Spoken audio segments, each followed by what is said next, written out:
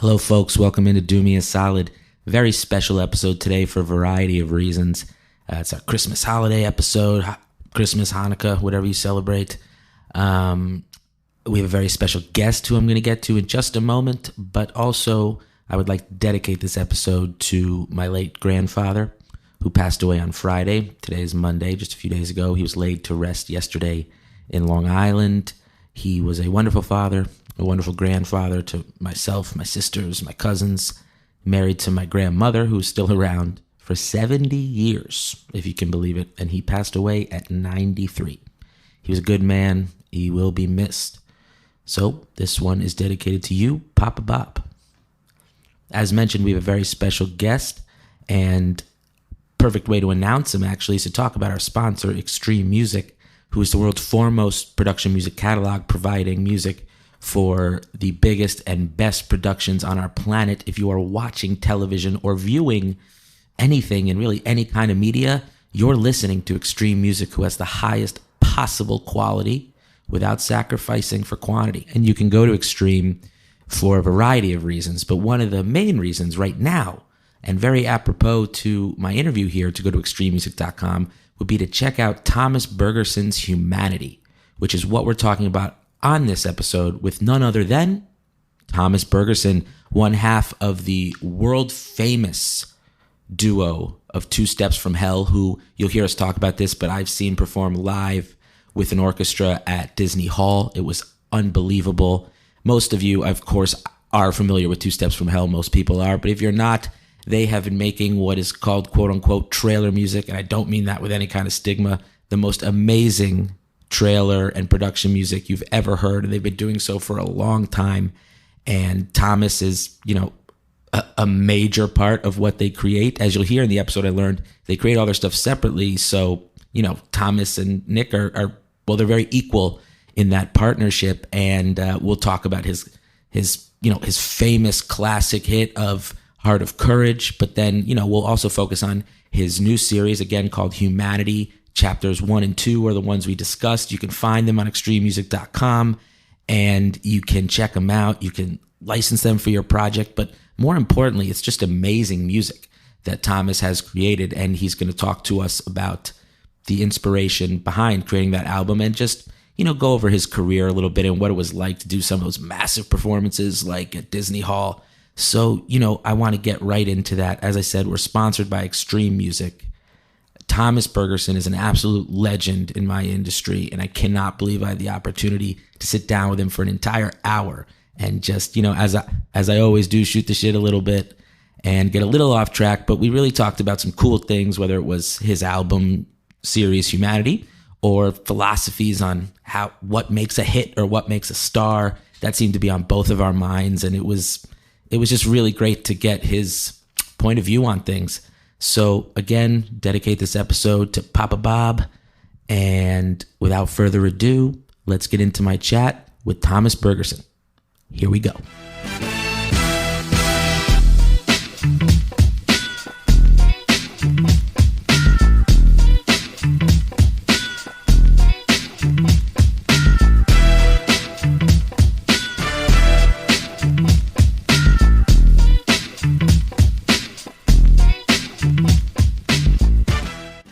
Cool. Are you living in Spain right now, or just there for recording, or what's going on? Yeah, well, Spain is just one of those hubs. It's just easy for me to get into and out of because I have family here and friends and little place to stay. And I just figured, with the situation being what it is in the U.S., it made more sense to be here. Plus, we were, scheduled to go on tour with Two Steps from Hell, and that obviously didn't go as planned. Yeah, it obviously happened to a lot of artists during this. Unfortunately, yeah. So how do you? Go ahead. No, I was just going to say it's really unfortunate that the artist side gets hit probably more than anyone else, except maybe the travel industry. Because they rely so much on live music and performances. I mean, that's what being an artist is. I mean, except for someone like me who's just in front of a computer writing music. But finally we got to meet our fans and friends and everyone, and have a party and make music in front of a live audience. But we'll do it when all of this is over, and it's going to blow over. Yeah, that was going to be my question. What is the plan for that tour? Is there just sort of like when things die down, we'll reschedule kind of thing? Yeah, it's basically what it is right now. We're at the mercy of the governments when they want to reopen and take the chance. And obviously, we're going to do it just the way it needs to be done to make sure everyone's safe. And but basically, this is the whole concert tour was arranged by Semel Concerts, and they are they basically know when to do this and how to do it right. So we're just waiting for their green light, basically, at this point. Yeah. Well, that's great. And I'm sure that's at the end of the day, what the fans actually want is a performance they can go to that's as safe as possible. So I have faith it will happen. Yeah, me too. I hope, fingers crossed, but we also want to make the best possible show. So we don't want to, I don't know, is it PG rated, this show? We're fully R. We're fully R. You could say what you like. All right. Well, I'm not going to use any bad words. We don't want to half-ass it is basically what I wanted to say. We want to go in full tilt and do it right. So, and that means, obviously not having any restrictions as far as size of the venue and size of the audience and all of that. So until we have the chance to really bring our A game, we're not going to put up concerts. That's completely fair. And I think, again, same point. I think that's at the end of the day, whether they know it or not, I think what the fans would prefer, obviously, for you when you're going full tilt and bring your A game with, your partner in Two Steps, Nick Phoenix. I'm sure that's what the fans really want at the end of the day. Exactly. Yeah. Nick and I have been talking about maybe doing like a live show, but it's sort like of a streaming type of thing. Yeah, exactly. It's a little difficult at this point, to get all the logistics together. And I'm not in LA right now, and so we'll see. But we'll make it happen one way or another. At least we'll bring something to the fans if they have to wait a lot longer.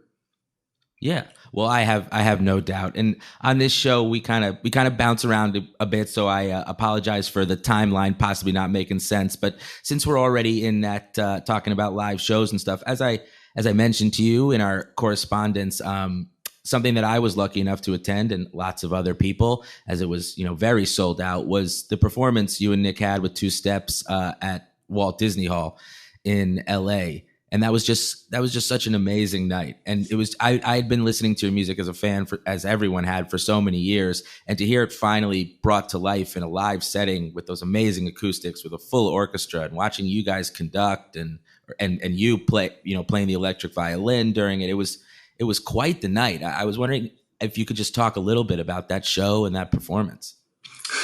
Well, thanks a lot. Of course.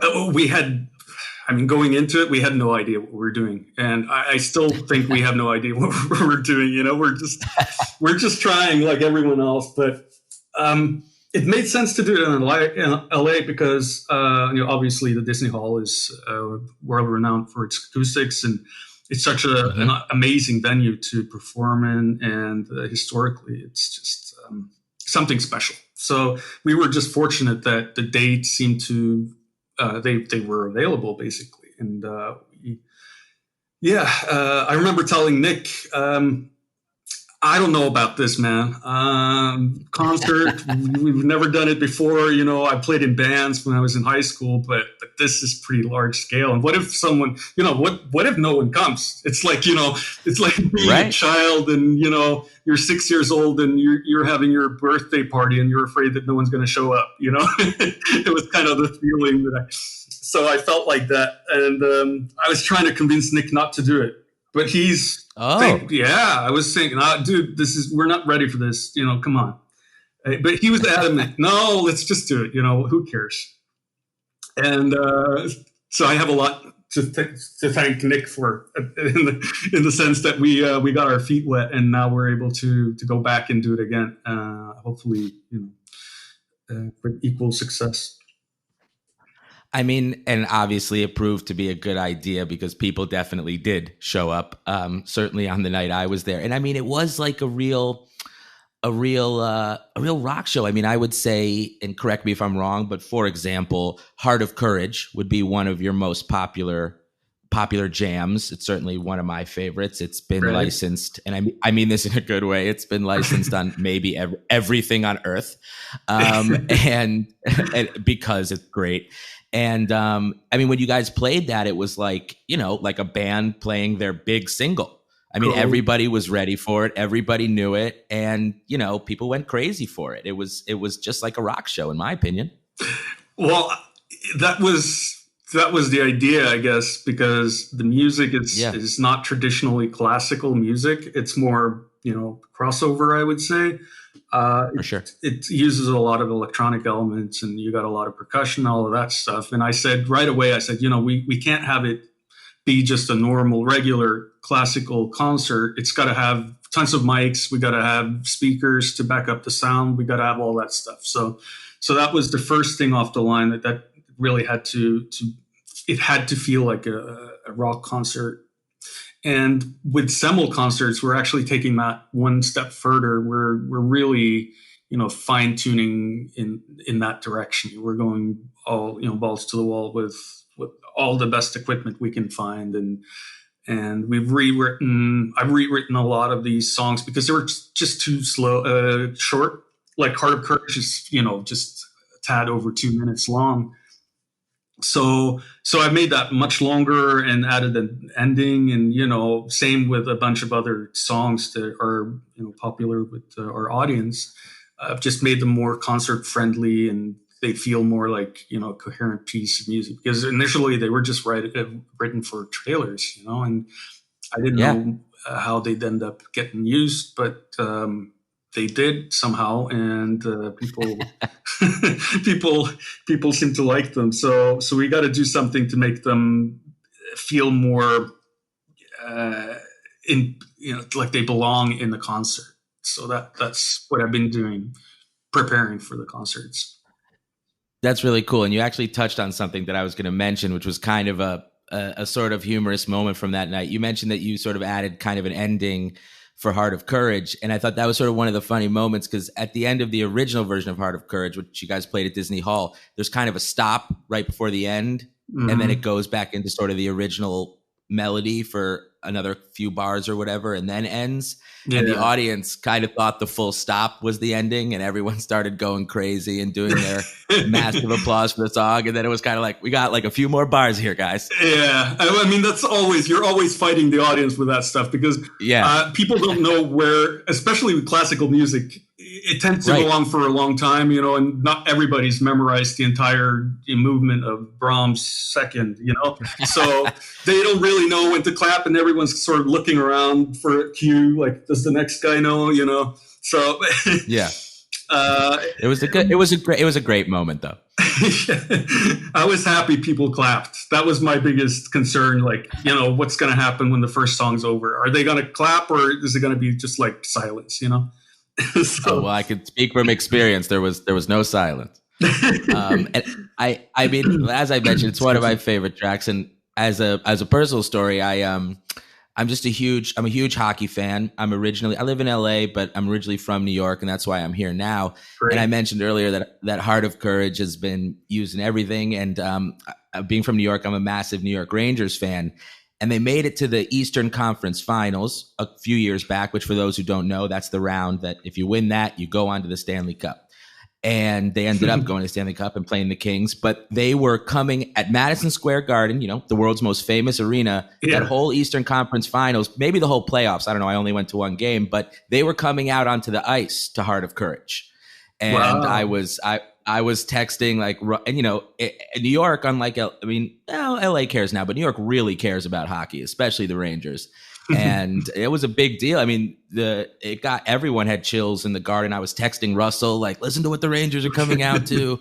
And it was That's awesome. it was a pretty cool moment to see like my favorite team come out to Heart of Courage. Awesome, man. Yeah, it's surreal. I think for any artist when they write something that starts out as just some, you're just in your room and you're sitting on the piano, or you grab your guitar and you're trying to lay down some tracks, and before you know it, becomes something big. Yeah, it's somehow it just blows up. Overnight sometimes too. But the weird thing about Heart of Courage is really, I remember exactly when I was writing it too. And it was just another track for whatever I was doing at the time. I was compiling some tracks to give to some trailer editors. And I was just writing it. And then it took me about half a day and then I was done.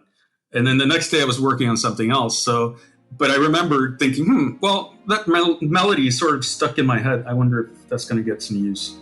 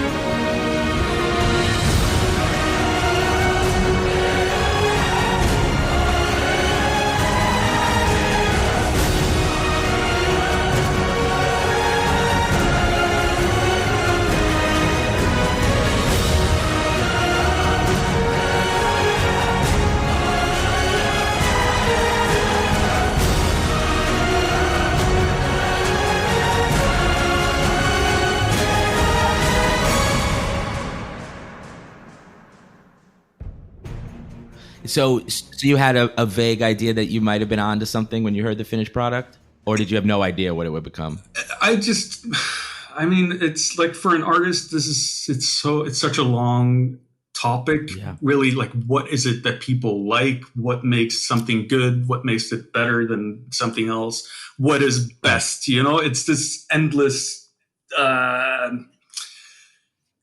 It's such a subjective thing, And I've tried to define this, objective quality, but I've had, chats with my friends, and it's become pretty obvious to me that it's impossible to land on any sort of, objective truth as to what is better and best and what people are going to like, But initially, one of my theories was that you can quantify quality by looking at metrics, like such as what gets the most likes, or in the music world, what gets the most streams, or in any other field, like what gets the most attention. Or the most placements. Exactly. Like I said, Heart of Courage. Exactly. Yeah, Heart of Courage must be up there in placements records, I would have to imagine.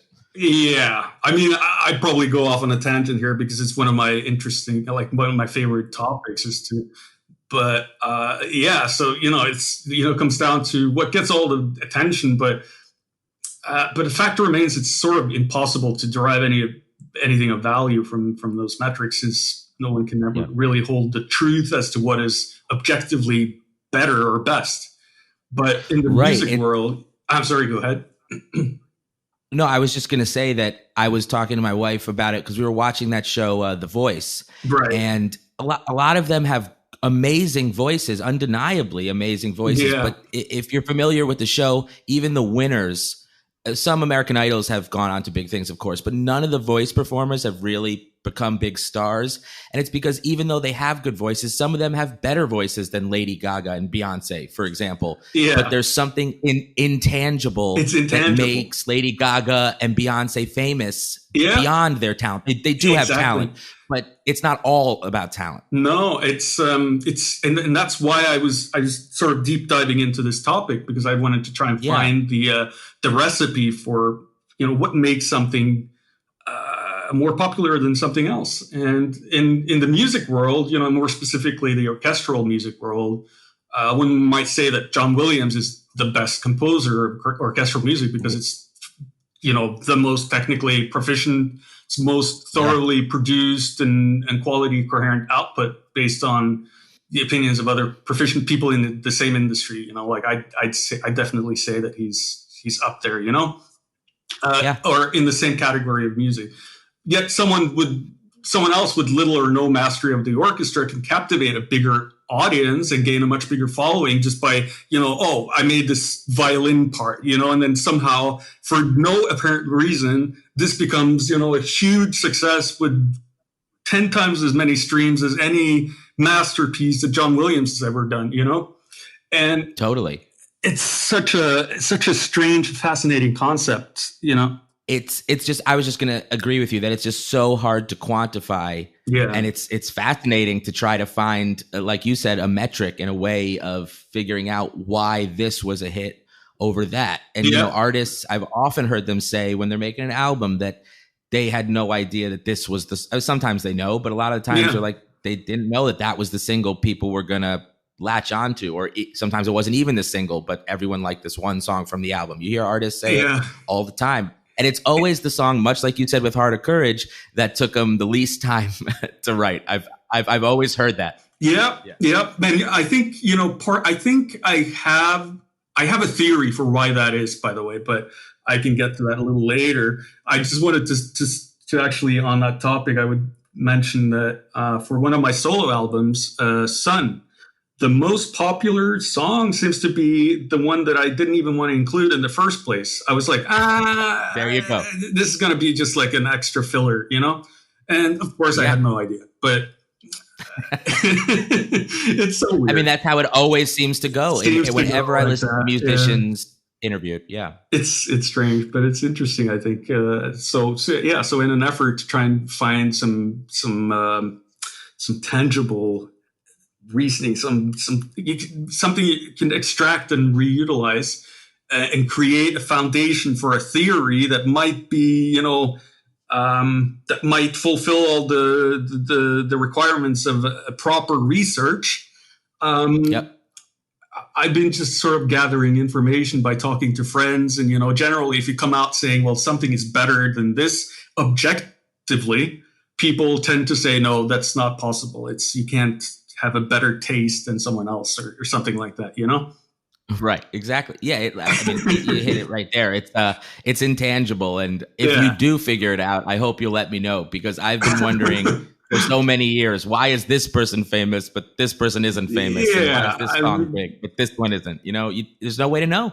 No way to know. But it's interesting. And I found that, there's at least the idea that something can seem more professional or more higher quality to someone who's in the industry, someone who's proficient in whatever the artist is putting out.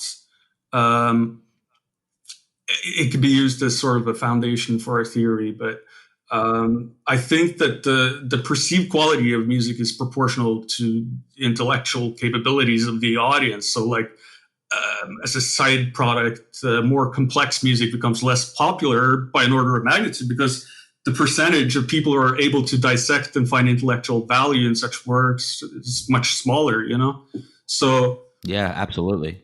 So I think that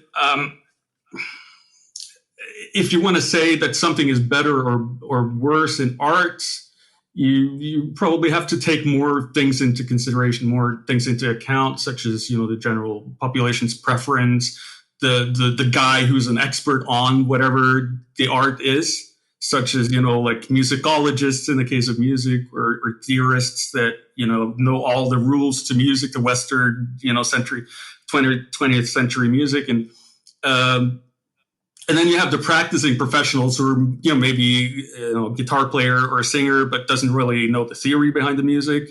And you put all those three components together. Yeah, but they can play it, but they don't really know what it is that they're doing, but somehow people like it. So you put all those three components from different worlds together. And if all of those are in agreement that something is great, then maybe you have a case for something being better than something else, right? Absolutely.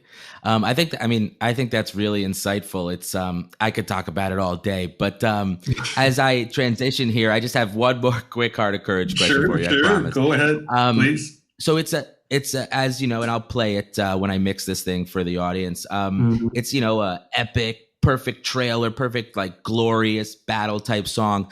But in recent years, I mean the last 5 to 10 years or so, it's been used in a couple comedic situations where it was the main title theme for a very popular comedy show here called Nathan For You. Right now, I mean, as we speak, it's airing in a commercial that's airing in America during every commercial break of primetime television, and it's a funny commercial. It's funny. So my question is, how do you feel about it? Does it? I mean, they're not making fun of the song in any way, but does it bother you when it's used in comedic situations? Do you like it? I mean, I was just curious what you think about that. It really doesn't bother me. I think it's fun that people can. I mean, I'm not trying to, save the world with this music. There's a limit to the power of music in that sense. And I think it's great that if people can find value in music to the point where it can be used for so many different applications, then all the more power to music as a whole, right?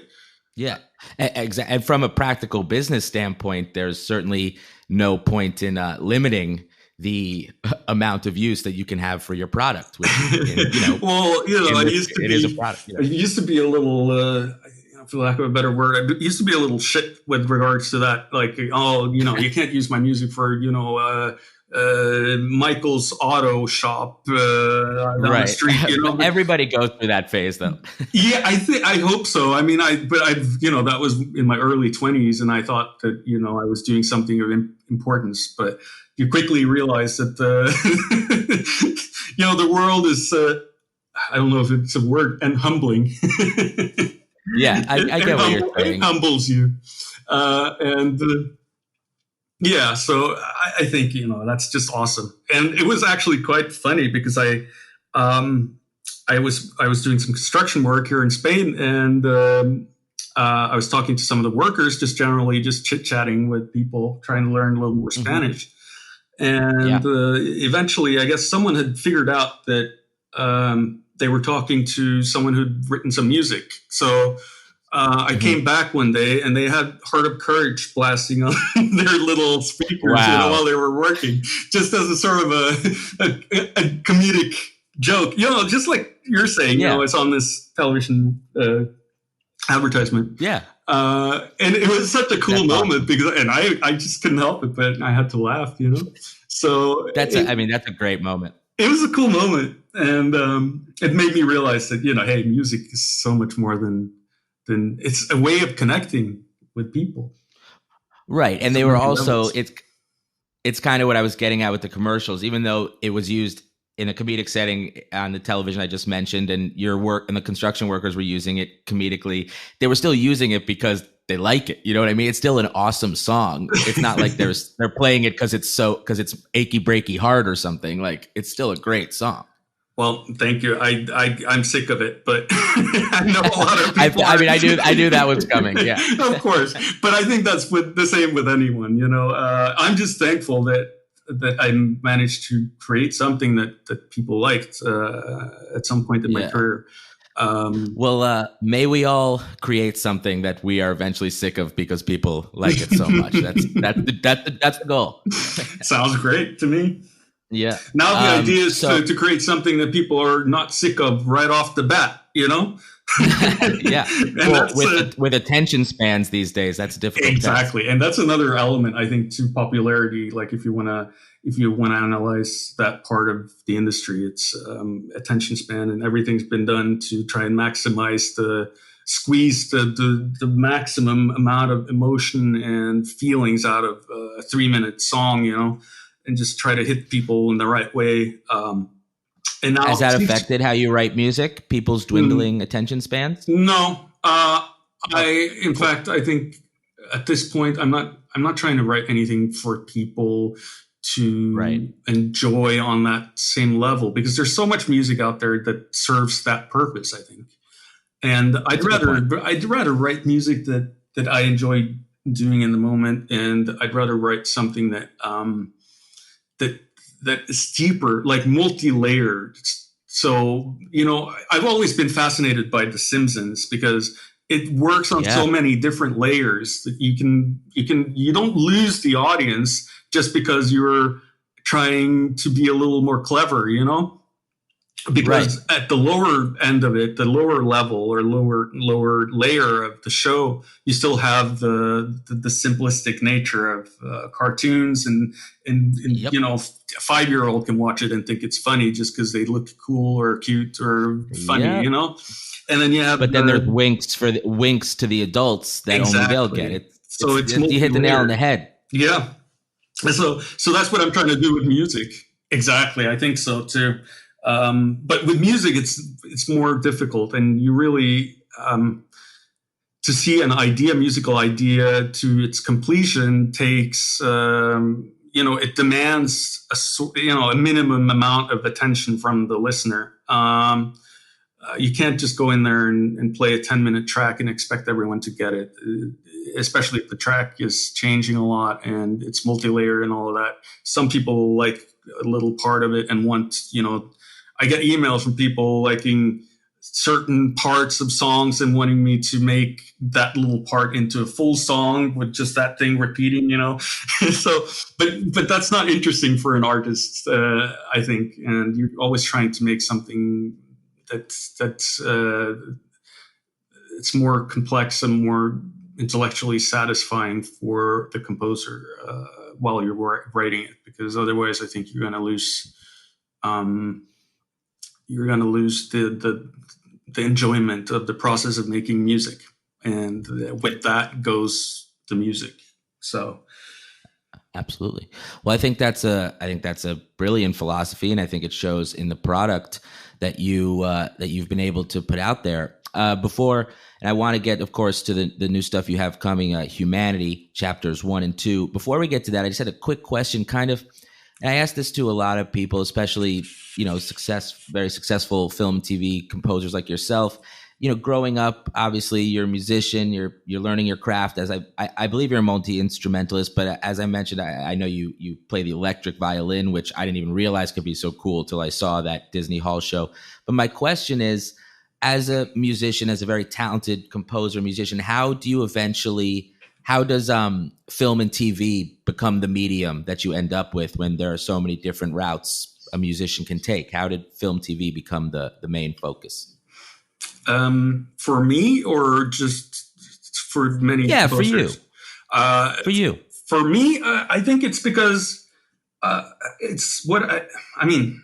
The first thing I heard that was interesting to me when I was little was an LP that my family had. My mom and dad had recorded. You grew up in Norway, right? Yeah, exactly. And they had an LP of Gustav Mahler's Fifth Symphony, and I was making this stop motion Lego thing with a friend of mine, and we needed music, and we ended up, just grabbing some LPs and trying them out, and we didn't have a CD player. We wanted to, try and add music, and but I remember just putting it on and hearing this orchestra just, full force for the first time. Even though my dad is a professional double bassist and has played in orchestras his whole life, and I went to these concerts with my mom and with my family to listen to when his orchestra was playing. It never really captured my interest because they were playing all this atonal, 70s pling plong music, which they call it. And I just didn't connect at all with this music. So I never thought, any more of it. It was just a boring thing to do, to go to an orchestra and listen to them. So that's on there, hey guys, if you ever listen to this, that's your fault, for Yeah, I was going to say, how does Dad feel about this? Yeah, exactly. Well, he didn't want to play the music either. He did, it's, as far as he's concerned, it's not music at all. But Gotcha. what it did was actually make me interested in orchestral music as a general, on a whole. So I started listening to more stuff, and then I found this At the Movies CD compilation thing. And it had John Williams, it had Ennio Morricone, and all of these fantastic composers' favorite works. And I just fell in love. And I just knew that this was the sort of music I wanted to compose and try to approximate. And then it just seemed like logical that, okay, well, these guys are doing it. So as a child, you mimic whatever people are doing. You don't have a concept of, you don't get the whole perspective, so you don't realize that the reason why they're writing music is to, survive. Music for films is, I believe a lot of these film composers say that it's a way to get heard. It's not necessarily what they really want to do. Sit there and write background music that sort of gets forgotten the next day. So they see it as a way to try their ideas and explore the orchestra, and someone's forking out the money to use all these amazing orchestras, so they might as well try to write some cool music and try to fit it into the movie somehow.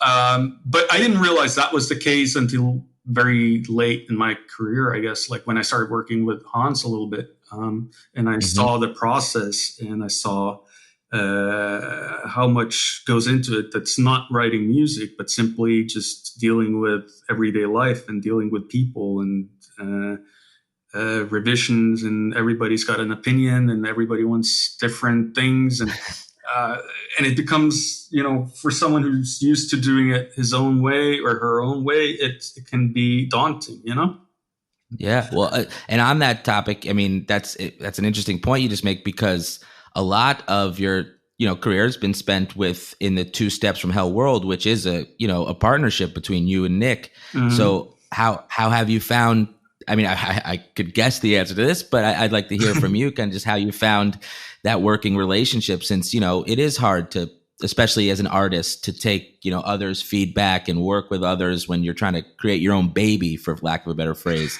Yeah. So how does that workflow go with you and Nick? Well, we just write separately, and we have absolutely no critical things to say of each other's music. So whatever I do and whatever he does, we do it separately, and we do it, to our own taste. And that's the end of it. And we come together and we put it out on an album together. That's really interesting. I didn't know that. Yeah, no, it's basically how it is. We just figured, why not make something together and see how people respond to it. And he has his style and I have mine. And at the end of the day, it works well. It's creates a dynamic that's unique in one way or another, for better or worse. Yeah. I mean, I would obviously argue for better, but so let's move into the latest stuff. This is the Humanity is your deal, right? That's just Thomas Bergersen. It's one of my it's the most ambitious project to date, for sure. How so? It's just I finally feel like I'm at the level of proficiency where I know the tools that I'm working with so well that I can do everything that's in my head.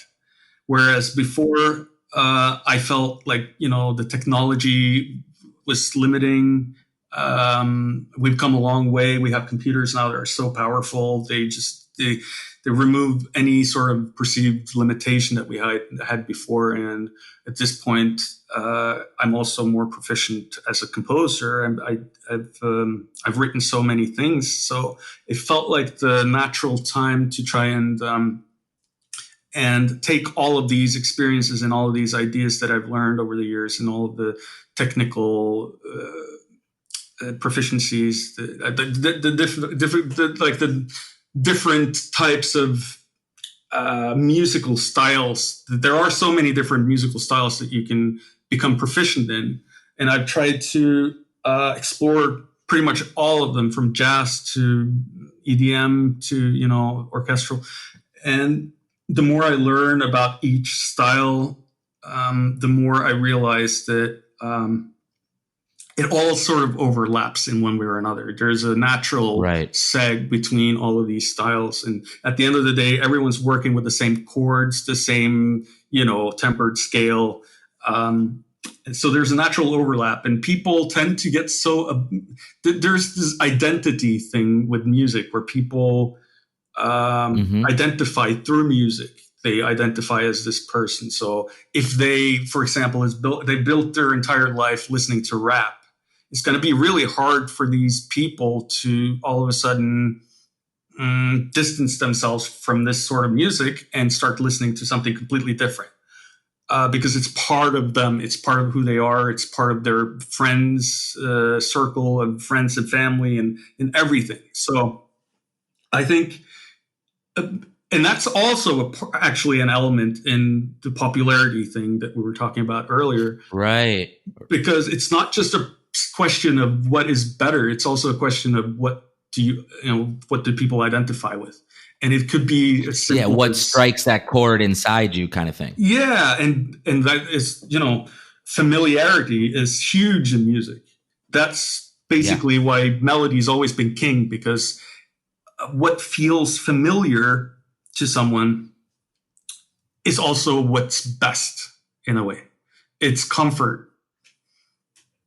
I think that's really an interesting point, especially for the kind of music you make, because being so often, a score type setting for film and TV, it's going to be a track that people don't even know that they recognize, but they're feeling something and it's bringing up an emotion in them. So I think that what you just said pertains especially well to your brand of music and the medium that you typically provide to, because not everybody can go in, just to keep using the same example, and say like, oh, that's, I know it. I used to work at Extreme and stuff, so I can go in and say that's Heart of Courage. It's in that commercial. But not everybody just knows that, but they have a feeling when they hear the song because you know what I mean? Like it brings up an emotion. It's like a subtlety thing.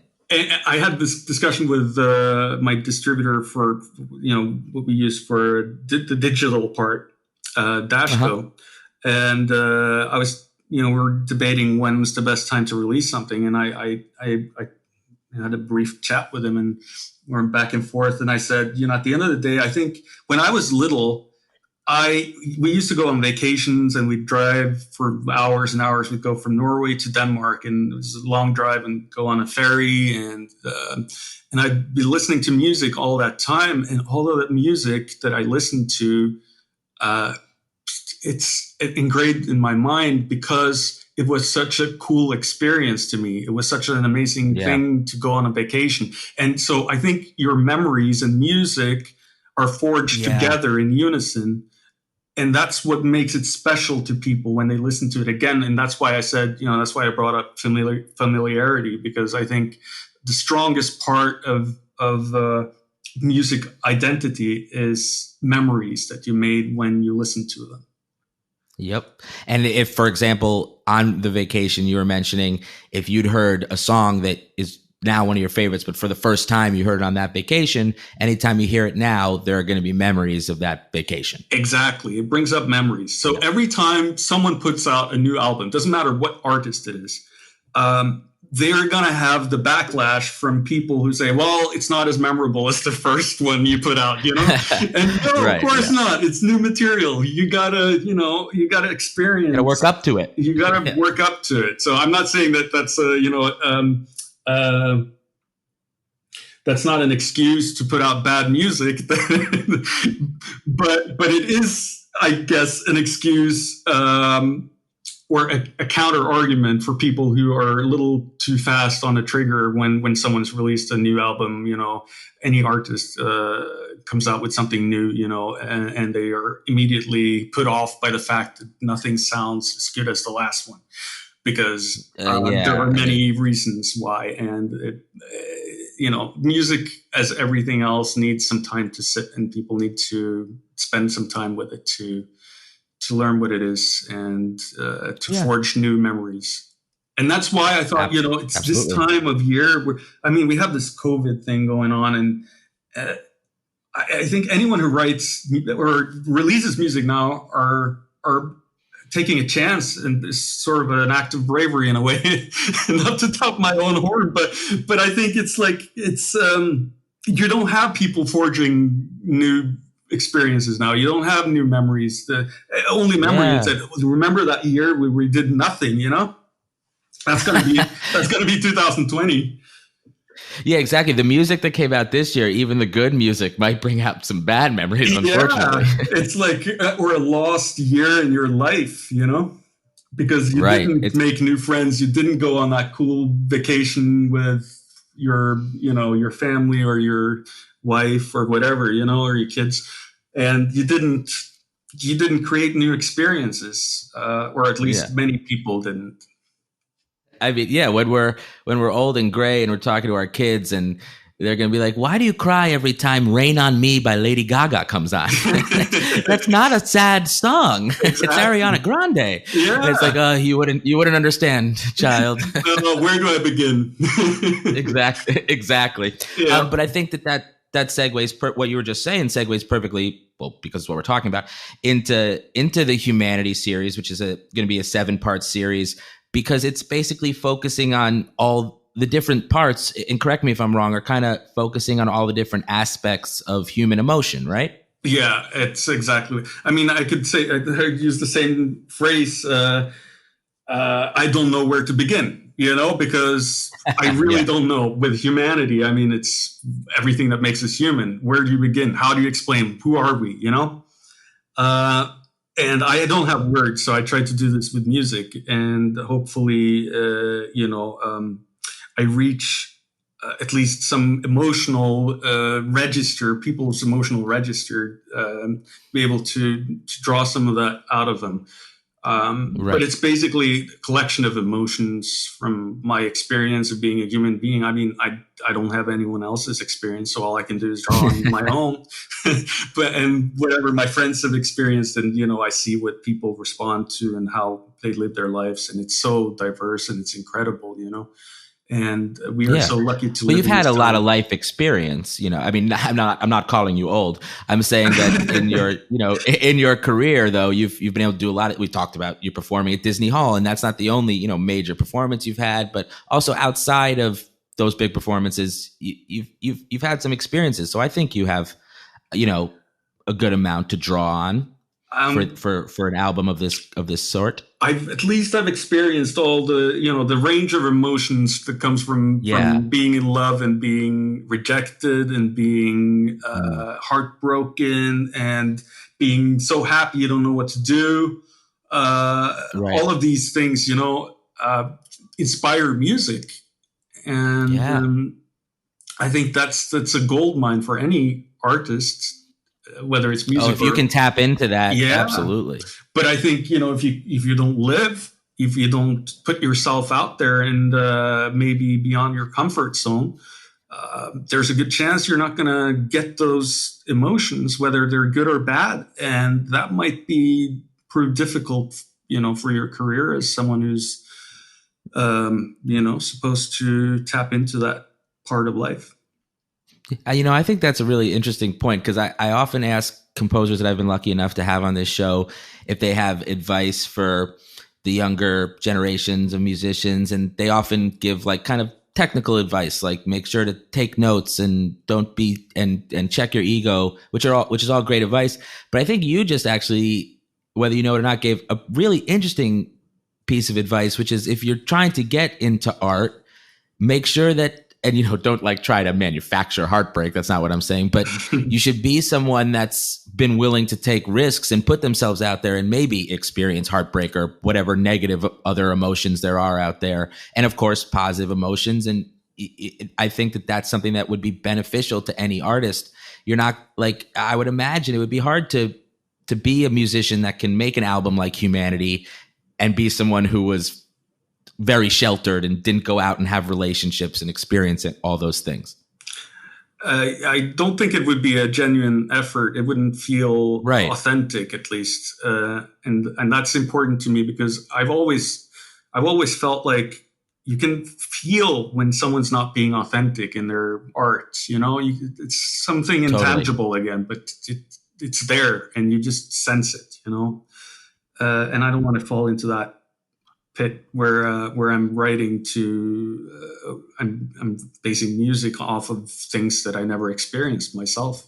That just would, Yeah, and as you've said, it would come out in the music. It would feel inauthentic, and even absolutely. non-music people would feel that inauthenticity, even if they didn't know what they were feeling. Yeah, there's just a certain sense of energy in something that's good that makes people excited or feel something. It has this energy, to it.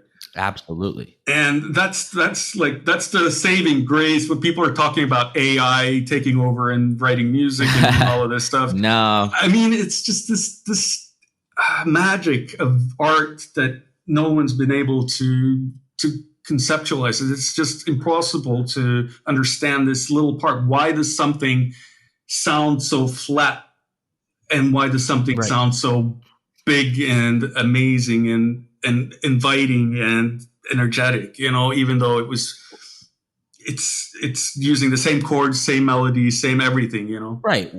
Well, it's like if you listen to a computer play Bach, for example, Yeah. but then you listen to Yo-Yo Ma play Bach. Yeah. I mean, it's night and day, and it's because Yep. there's certain things in human beings that But then can't be replicated. you have the Joker, the Joker card, the guy that comes out and says, "Well, I prefer the computer generated version," and then you're right back to the starting point. Right, but they're just trying to ruffle feathers. Yeah, usually, they're just trolls, but it's funny. Exactly.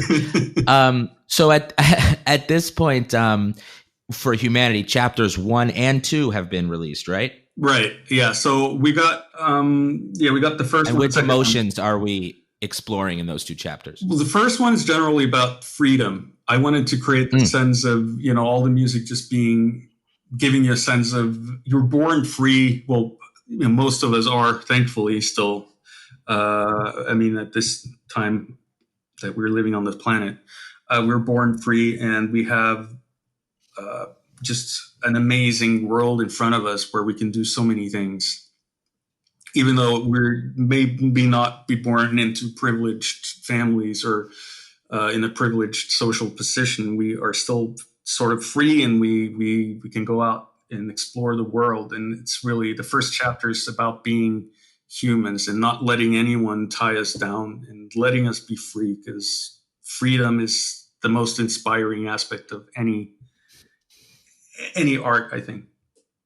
Yeah. And I'm gonna of course play a little bit of it for everybody, but kind of give me an idea of, because as someone who just works with musicians, but I'm not a musician myself, when you sit down to start writing, you don't have to go too technical, but just on a broader sense, how do you approach making the sound of freedom, for lack of a better way of saying it? Well, that's the thing, if I could write it and say it with words, I wouldn't write music. So fair enough. Yeah. I mean, I'd love to have a great answer for that one, but the truth of the matter is, it is a tough question. There are, of course, certain techniques you can use, but if it doesn't, you might use those techniques and use like the certain progressions of chords or melodies and how the intervals in the melody function together. But at the end of the day, it needs to feel genuine, and if it doesn't have that authenticity, it's just doesn't convey the right feeling. So I think it's just getting into that space and thinking about that only that topic while you're writing music, and just trying to stay in the zone, stay in that headspace, really. Cool. Yeah. And what are we dealing with in chapter 2? Well, chapter 2 is more like a generalized emotional registry.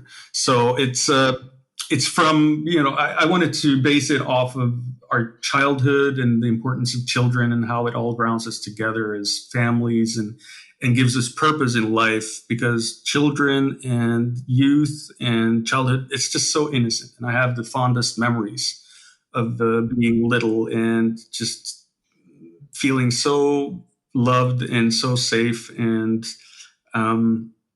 it's such a special feeling when you get to pass that on to the next generation, and you realize that children make they make the world go around, obviously, and they give us purpose. They give us a reason to try harder, because we see this innocence in their little sweet little eyes, and you just want to make sure that they are safe and that we leave a world behind for them to flourish and thrive.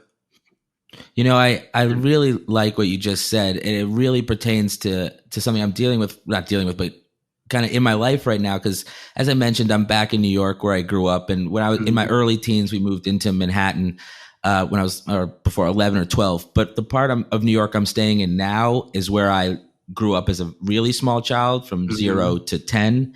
And it's brought up a range of emotions, positive emotions, that I didn't really realize I had, just being here and being in this place where I was a really innocent small child. Yeah. So what you just said, it makes me excited to hear chapter 2, just because that's the exact kind of thing I've been focusing on in my life right now, just coincidentally. Cool. Well, there's something. Everybody's got their own story to life, and I think that when we go back and we look at our childhood and we realize how we were in such a hurry to grow up, and we had the world in our hands, and I try to live my life more like a child nowadays, in a way, like play more, have more fun, laugh more, not be so serious about everything, but be teach respect and be kind to everyone, and try to help those in need. And just basically, I look back at being a child and remembering I had the toys that someone else didn't have, and I wouldn't share, but now I have the wisdom to share, and I want to pass that on to someone else, to the children. So, yeah, I love that. And speaking of children, do you still do the contest that I know you yes, at one time were doing? Yes, I'm working on it. I'm going through all the submissions right now. For those who don't know, you have a contest for people up to 21 where they send you videos, right? And yeah. And it's of them. Are they music? Explain the contest. Yeah, they're musicians, and they are people who might not have the means to explore their talent, because maybe they don't have enough money, or they're in school and it's expensive. And now there's this pandemic and everything, and people might not prioritize instruments or equipment that's necessary to make music. So I remember my parents, I was young, and they saw some potential in me, I guess, and they decided to gift me this Roland JV80 synthesizer, oh, nice. Which enabled me, which, by the way, I still use as my master synthesizer, because I've gone through 5 of them, but it's the exact same model, because my hands are just so used to the feeling of the keys. So anything else would just throw me off. But it just goes to show how important it is. Whatever, all the things that you do when you're young stick. So, yeah. I think it's extra important, especially in lower income communities, and the music programs are always the first ones to go. Yeah. Unfortunately, and the arts programs, I should say. So I just feel that people like you who do contests and opportunities like this are just wildly important. Well, I'd like to see much more of it. And my dream would be to create some sort of foundation that helps people in lower income brackets realize their dreams to become musicians and to help them buy equipment. And basically, because there are many people who are making a good living doing music, and many people up at the top that are not giving back to any sort of musical charity or anything that furthers the art of music. And when schools are constantly cutting their music programs, it seems like even more important that people, the successful musicians, take the helm and change this. So that's the idea. Yeah. That's the goal. And I just wanted to try with this first, I call it competition or whatever, but it's really just a test to see how people respond to this, and if there's a way to help people, and how I can learn from this first attempt. Well, I bet you're getting some amazing submissions. Yeah, there are some amazing musicians. There are always going to be incredible musicians. Like we talked about earlier, it's not about the talent in the beginning. It's just about getting lucky. So I'm going to try and help as many as I can get that lucky break, because I had the fortunate experience of getting that myself, and I feel like it's time to pay it forward. Well, I love that. I love that very much, and I'm excited to see how the competition or the opportunity progresses. As we round up here, finish up. When can the world expect the remaining? What's the release schedule like for the remaining 5 chapters for Humanity? So all the music's been more or less completed. I just need to record it with an orchestra. Some of it. And where's the orchestra? Is that being done in Spain? No, it's been done. I've been recording in Czech Republic, awesome. Bulgaria, and with my great friends, Petr Pololanik and George Strezov.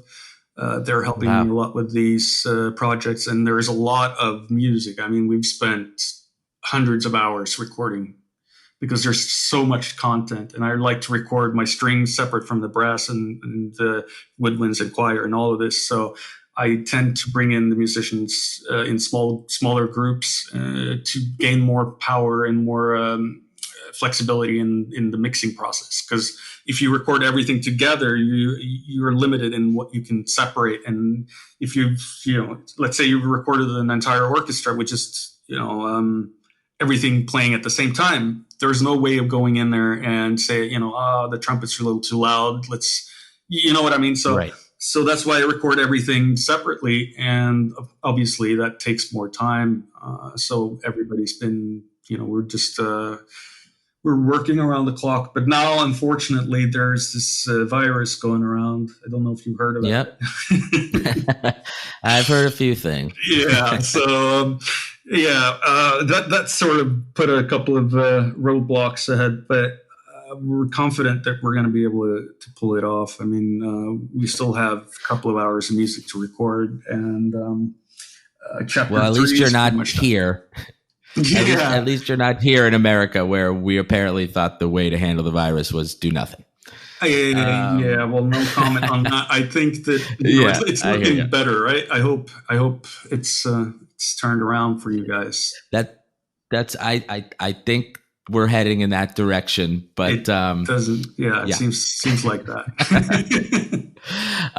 We can only hope. But I mean, thank you so much for coming on my little show here. It's such an honor to talk to you, and likewise. This was such cool information, and I can't wait to get it out there. Thank you so much for doing this. Oh, you're welcome. I'm super excited to talk to you, and I'm excited to be among your exciting guests that I've had the chance to look at through the list there. So you've had a lot of cool people online, and oh, thank you. Well, I think between you, me, and the birds, I think you're up there at the top of that exciting list. So thank you again. Oh, I don't know how I deserve that. That's crazy, man. But thanks a lot. It was a great hour with you, man.